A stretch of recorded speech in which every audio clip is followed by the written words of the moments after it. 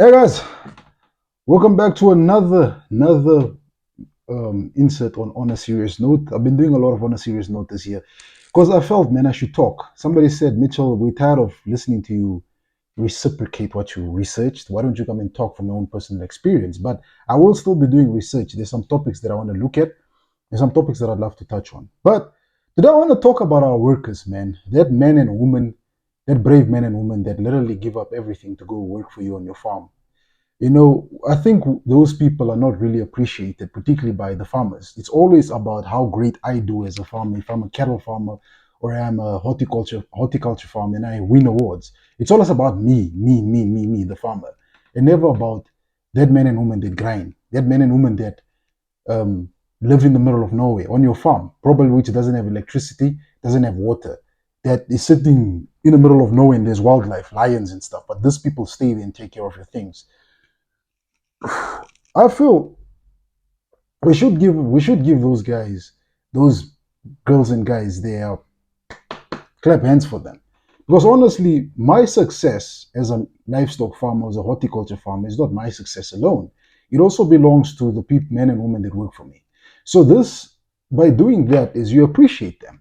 I know some farmers don't treat their workers very well. I know this. It's a known fact, not just here in Namibia, but also in South Africa. I've heard of cases where farmers would either physically beat up their workers, sometimes fire them, make them load their things, and then drop them on the side of the road. Which I think we need to stop doing that, man. I think we need to start treating these people well. I believe farm workers are one of the most exploited workers in the labor market. I believe they are not really taken care of. Some of them might not even have medical aid or social security or anything, any benefit that they would get.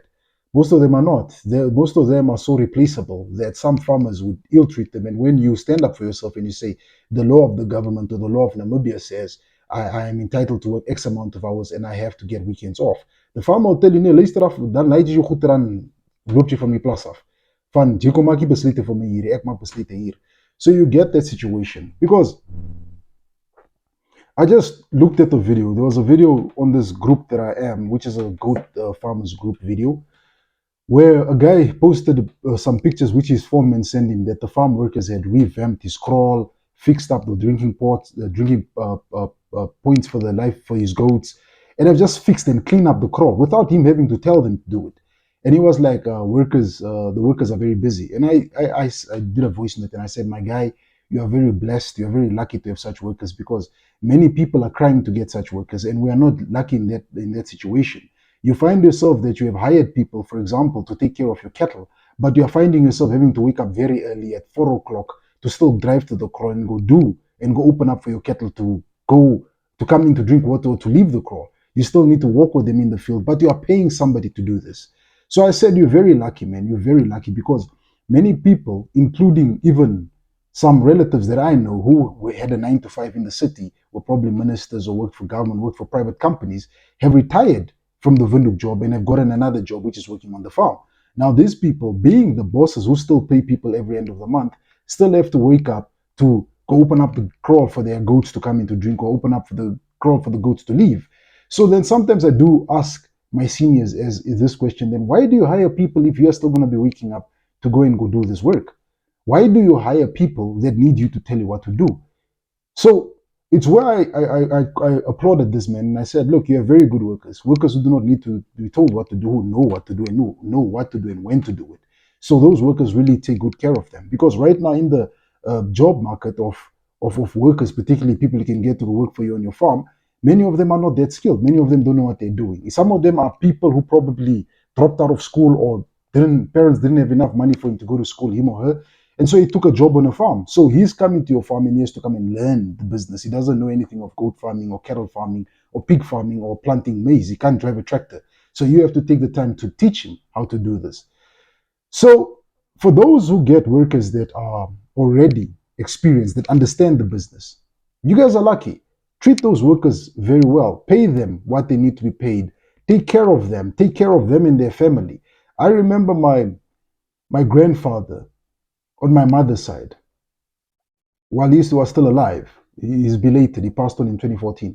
While he was still alive, if the worker was more than 4, 3, 5 years with him, he would give the worker cattle. He'd say, no, I'll give you one heifer, that's yours. You can keep it in the kraal.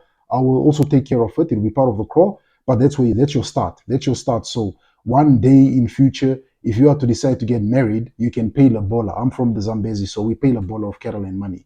Some people might just ask for cattle. So that's what he did. And that worker has been for the longest of time, that I can remember. That man has been with us for the longest of time at my grandfather's village. He's even got a house there and he's got his cattle there. So we need to appreciate our workers. We need to appreciate the farm worker. I know, and I have seen situations where some farm workers are ill treated. I have seen it. It's not that I'm immune to it. I have seen it. But I feel like we must treat them better, because if you treat them well, I think they will also treat you well. They'll take care of your goats, they'll take care of your plants, they will take care of your farm properly. But if you treat them badly, most of the time they end up stealing. But then the other thing is also, we also need to be careful of who you appoint on your farm. You just appoint a guy from the side of the road and you say, I'm going to take you and you go work from on the farm. Sometimes these guys end up stealing from you. So make sure you appoint good people and try to get skilled workers. I know the skilled worker is a bit more expensive, or if you get the unskilled guy, probably take the time to train that person so he can become the skilled worker that you need. So he can free you up, give you time for you to be free to do other business, focus on the other side of the farming business rather than just being stuck to do the cattle things. So workers play an important role. I've always said your workers, if they're well treated and they're honest people, those are your eyes and ears on your farm. You can leave your farm for a good month, some even a whole year, and come back end of the year, and everything on the farm is still running properly. Particularly if they are the type who do not need to be told. They take the initiative. They see that, look, our watering points are damaged. Let's fix. Our fences are down. Let's fix. Our cattle are getting sick. Let's inoculate. We'll just call the boss and tell him we did X, Y, and Z. But if you have those workers that sit there, they can see the water points are damaged, they can see the pipe is damaged, it's spraying water all over the place, and they are sitting there waiting. And then when you ask them, but guys, why did you not fix this? They're like, no, we're waiting for you to tell us what to do. So I don't like such workers, because those ones, for me, make it feel like I am leaving my 9 to 5 to go do a weekend job. And the rule of business is you create business in order to hire people to run it for you, run and manage it for you. You don't need to be there. Because if your business needs you to be there, it's not a business. You've created another job for yourself. If this thing needs you to be there, physically there, running it every day and handling the books and whatever, then it's another job. But a business should be able to run itself. This is why you take the money, the capital you make, your little money you make, you hire people, qualified and skilled people to run and manage that side of the business for you, to give you free time so you can be able to pursue other business ventures. Maybe beside your livestock farm, you also want to get into the truck business, you want to get into the mining business. To give you that opportunity to go and apply for mining rights and sit down for all these meetings, rather than it keeping you just stuck on your farm. So that's why I said, man, you know what? Let's appreciate our workers. Let's try and get skilled workers. Let's show them the same love that we would show our children. Because, like I said, most of the time, most of our farms are sitting in the middle of nowhere, far away from us. Imagine I'm here in Vinduk. I'm here in Vinduk, and I have livestock up in the Zambezi region. That's 1,000 k's away, and I have workers that side. So I have to be able to trust them so much that they will be able to run and manage my livestock without me having to worry, because I'm far. So that's what I wanted to talk about, man. Our workers, the men and women that are our eyes and ears, and sometimes our mouthpiece on the farm when we are not around. Those ones, particularly those ones that take the initiative and do things that need to be done. The goats are sick, they already inoculate. The pipes are damaged, they already start fixing. The fence is broken, they already start doing it. Rather than that one, you have to come and tell. You have to literally, like, when you're working with your cell phone, you literally need to tell it to call somebody. It won't do it on its own. You don't think, hey, Mitchell, unless I program it to do it, to actually say, 4 o'clock you have a note, you need to call somebody. But the people that work for us, our employees, are literally, I always say, those guys are the heartbeat of the business. Without them, getting up very early, allowing you still to sleep, probably wake up, have a coffee, and then you go to the fields. If they wake up earlier than you, then start already plowing. Those are the people that you need. And this is what I'm saying, get very competent workers. Workers, they don't need to be told what to do. They know what to do and when to do. Because the problem we have most of the time is it's very difficult to find such workers that know what to do and when to do. And when we do find them, they're sometimes a bit pricey, or sometimes, they're a bit pricey. Sometimes we don't find them. We find people we have to train ourselves.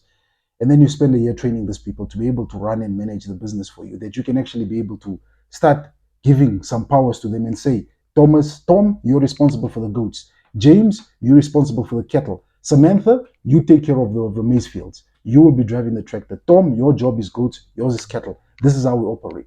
So it's very important to get skilled workers in agriculture, just like it is in business. You don't just appoint any person off the road, you appoint people that know their stuff. This is why in companies, you'd even see some companies would have you application where people apply, and then from there they'd interview the people. I think that's something what we farmers have to start doing. Maybe we must start looking for workers, tell them to come which day, and then we come and interview them and see their experience. Or if we can interview them, we take them. We take them individually, put them in amongst 2, 3 goats. We ask them to demonstrate where you vaccinate a goat. We ask them to demonstrate what to do when a goat is giving birth. So they show you that they have the skills. And also look at referrals. Look at referrals. Look at who these people worked for prior before they came to you. Because most of the time they'll be like, nah, no, don't worry, I've worked. I worked on Mitso Mutumba's farm. I was the foreman running his cattle breeding business. And then you're like, oh, damn, I didn't know you're that skilled. You're good, actually. You know your stuff. And you hire him or her, and then they don't know nothing. After you've hired them, now they have a pay slip. Now you're paying them just for you to realize 2, 3, 4 months down the line that this person doesn't actually know his work. You literally have to be driving from Vinduk to come and inoculate your animals. You literally have to be driving from wherever you're living to come and help a cow give birth. But you hired someone, you're paying someone to do this work, and this person can't do it. So it's very important that maybe let's start interviewing these people. Firstly, let's start looking at referrals, where they came from, who they worked for, what are their what are their skill backgrounds. Let's see if these people even went for training or courses, because there's some trainings that certain companies like Agra and other places do or offer for workers. Look at that, and then from there on, test the theoretical and practical skills on your farm and see. So maybe create a probation period to see if these people do know what they're doing, and after that, get them on board, and then after that, also treat them well. I know farm workers, in my opinion, are probably the most. I think in Namibia it has to be mine workers, farm workers, mine workers, and restaurant workers, and also shop helps. Those four that I mentioned are probably one of the most exploited workers in this country. Because if, like I said, if a farm worker comes and says, but the Labor Act says I'm only allowed to work Monday till Friday, till 5 o'clock. And then you, as the owner, says, no, there's nothing like that. You work till 6. And then he says, but I'm following what the law says. And then you, as the owner, will be like, you know what, take your things and leave my farm. I don't need the stress. So let's treat these people properly, man. If you treat them well and you handle them well and you treat them as part of the family, they will really reward you by doing good work. Some of them will become so good that they don't even need you to tell them that, guys, the goats need to be injected. They already know. Some of them will do things without you having to tell them. Like, for example, the fence is broken, the bulls are fighting. They'll repair the fence without you needing to stand there, sit in your bucky, drinking a coffee. Mana, gents, fix there, fix there, fix there. They must sometimes know these things. We had such a worker who we had to drive around with most of the time. But as time started coming, he made it a mission for himself to actually start getting on the horse, riding the horse from corner to corner, just checking the fence and seeing where it's damaged and going himself to fix.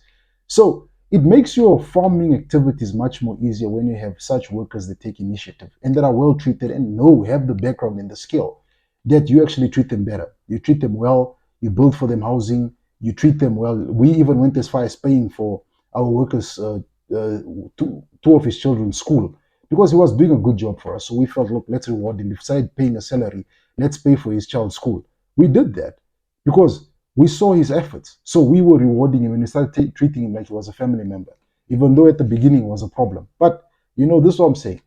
Do your interviews, interview the worker, ask for referrals, and see what is his background. What type of skills does he have? Did he attend any courses? Did he attend any trainings? Look at that.